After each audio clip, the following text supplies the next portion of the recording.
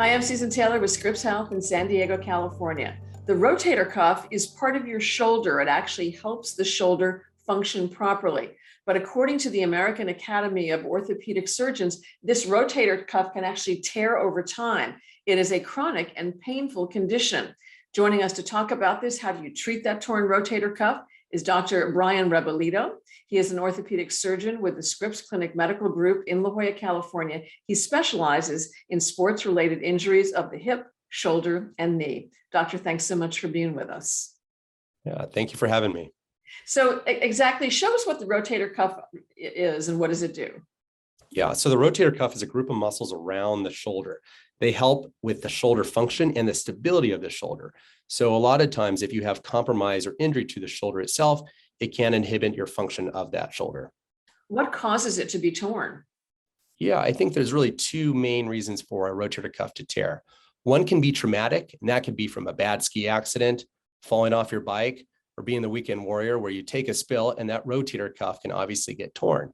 The other possibility is that over time it can degenerate. And as we get older, we're a little bit more at risk for the tendon quality and integrity to change. And if it does, then we're a little more susceptible to a rotator cuff tear over time as we get older. And so what are the symptoms? Oftentimes pain is what brings patients into the office. Pain and then usually loss of function or strength. Over time, that usually does progress and oftentimes does require further workup at that point for the rotator cuff injury. And who's most at risk for this? Typically, as you get older, you're at higher risk for rotator cuff injuries. It can happen to young people. And again, that's usually more traumatic in nature. But as we get older, we're a little bit more susceptible to rotator cuff injuries over time. Because what? Just because we're using the shoulder so much over a long period of time? Yeah, to some extent, it can be cumulative injury over time. Also, too, the tendon quality and integrity over time can be compromised. And so as we get older, the tendon itself is not quite what it was when we were younger. And so obviously that puts us at risk at that point. So how do you diagnose what is wrong with the rotator cuff? Yeah, so a good history, obviously hearing the story from the patient in terms of how long they've been having pain and what has been causing them pain. And then there are certain provocative maneuvers that we can use here in the office that really give us a good understanding of the rotator cuff injury that we're suspicious for. Finally, imaging, typically either an MRI or ultrasound, is usually how we confirm that a rotator cuff injury has occurred. So complex surgery to actually fix this tear or to reattach the tendon, that's got substantial recovery time, doesn't it? It can, yeah, absolutely. And I think in terms of how we repair rotator cuffs, it has come a long way. Now we can do this a lot more minimally invasive where patients do not have the same kind of pain afterwards. And recovery can definitely be expedited after the surgery to get you back to that normal function. So the major rotator cuff surgery, it's like an 8-week recovery, but you specialize in this minimally invasive surgery. Talk a little bit about that. Yeah, so we're pretty lucky. We have a new tool here in our bag where we have a device that's known as a subacromial balloon spacer. It has actually only been FDA approved here in the United States for the last 6 months or so. And this is for a specific type of patient where they have an irreparable or massive rotator cuff tear, one that we're really concerned about re-tearing over time. And so this device is essentially a balloon, which you can see I'm blowing up here, and that fills up the space where the rotator cuff is deficient. And that can provide better support and stability and usually better pain relief over time. And what's the recovery time once you install this device? Yeah, it's much faster and patients anecdotally feel much better, much quicker. There is a recovery time afterwards, and we usually do have patients limited in terms of their active range of motion, but typically by about 6 weeks, patients are feeling pretty close to where most of that pain relief has occurred, and their function continues to improve really over the first 3 months. So when you have this surgery, how long do you stay in the hospital?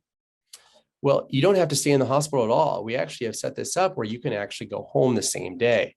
So typically patients are pretty comfortable. And to be honest, pain medications are really something that we try to minimize after the surgery. And thankfully, we have not seen that patients need much of that afterwards. But yes, you can go home the same day after surgery. That's great. So this balloon implant, it actually gets absorbed into the body over a period of what time? What happens? Right. So this balloon essentially is a device that will eventually dissolve in approximately 1 year. But at least based on the European data and the data that we have from over almost 29,000 patients, patients can have up to 5 years, if not longer, relief with this type of device. The expectation or theory behind that is eventually that the shoulder will stabilize in a new position and the muscles will recouple into a new position where you can actually still have pain relief even after this balloon dissolves. But inside this balloon is saline, so the risk of it are very, very low too. So complications very low from this device itself and does not burn any bridges here for the future. So how do you know that you are a candidate for this shoulder balloon implant? Well, this is something where you do need to see an orthopedic surgeon to be fully evaluated for this. In addition, having the imaging and history that correlate with a massive rotator cuff tear can make you a candidate for this type of device. And again, this device will be inserted into the shoulder, which can help alleviate the pain that is associated with a massive rotator cuff tear.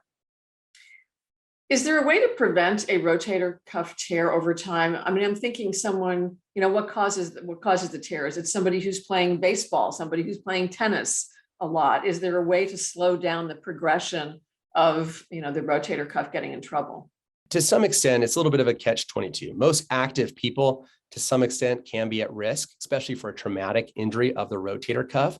There are other risk factors too. Smoking is a big one. Certain other factors like high cholesterol, believe it or not, can also be a risk factor for tendon degeneration over time. It's something, though, that you do want to be aware of. And if you do suspect that you are having rotator cuff symptoms, it's something that you do want to get checked out here right away. When should you go see a doctor to get your shoulder properly evaluated?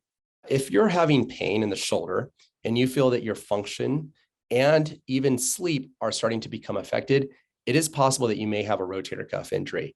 If this has been sustained or it seems to be progressive in nature, then it's definitely time to see an orthopedic surgeon to have that evaluated. Any final thoughts, doctor? Yeah, I'm very happy to be able to share with patients some of the new tools and treatments that we have for patients with rotator cuff injuries. There are a lot of new devices and a lot of new treatments that really make a big difference for patients to get back to the things that they love in spite of having a rotator cuff injury. Doctor, thanks so much for being with us. We appreciate you taking the time. Thank you. If you want more information about rotator cuff tears and how to fix them, just click on the link or go to scripps.org/videos. Want more critical information about your health? Please subscribe to our Scripps Health YouTube channel and follow us on social media at Scripps Health. At Scripps, we're here for good. I'm Susan Taylor. Thanks for joining us.